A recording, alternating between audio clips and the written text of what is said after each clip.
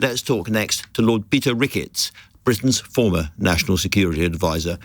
Lord Ricketts, as National Security Advisor, can you imagine having a sensitive military conversation with a journalist listening in? No, I mean, it's horrifying, isn't it?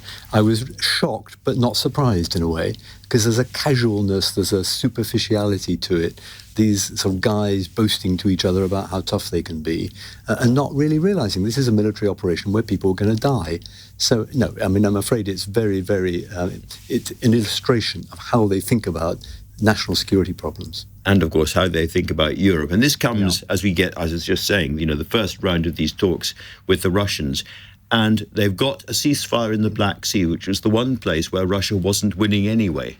Yes, I mean, it's fascinating to see how Putin is playing Trump on this. The Trump proposal was a simple, straightforward 30-day ceasefire, easy to observe and see whether it's being kept. Putin has managed to bog Trump down in detail. It's gone for a very narrow, limited, fragile ceasefire in the Black Sea, bearing in mind that Ukraine was able to export its grain going through the maritime zones of Bulgaria and Romania. Russia wasn't. So it's a clear win for Russia. And even then, they are bargaining it against lifting of some sanctions as well. So he's selling every tiny little move as expensively as he can. Does this look to you as if it's going to result in a lasting peace deal? Not now, no. I mean, we are nowhere near that. This will be very fragile. It doesn't get at the heart of the issue, and it still looks like the Americans are trying to split the difference between the Ukrainians and the Russians, not realising what Ukraine has been through. The more I look at the proposed European element to all of this, the coalition of the willing, the more confused I am, because you can't have a coalition of peacekeepers or peace enforcers going into Ukraine if the Russians aren't prepared to sign a peace deal that will allow it to happen. And it seems to me that in almost every way, this isn't really an independent European proposal. We're still leaning very heavily on the Americans. Well, that reflects the Europeans' relative weakness in military affairs without the Americans. I mean, I do think it's been a good initiative by Starmer and Macron to get ahead on European security, put themselves in the lead, rescue things after that road crash in the Oval Office. But I agree with you. I think the proposal has never been clear. And I've been in the room often enough to know that, when you take the decision on going to Iraq or Afghanistan or Libya, you need to know what you're doing.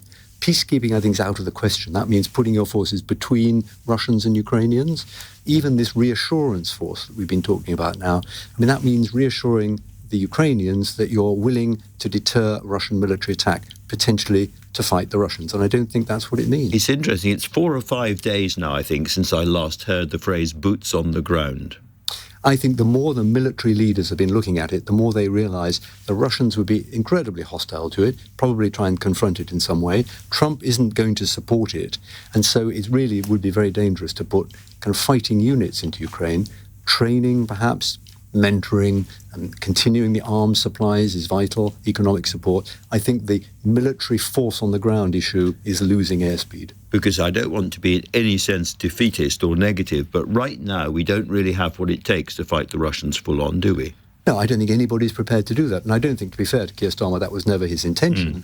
But I think the initial idea, which sees the leadership, and I can see the politics of that, had never really been thought through. And the more they think through, the more relatively restrained it gets. I think there's another meeting in Paris tomorrow, and I suspect we will continue to see that direction of travel.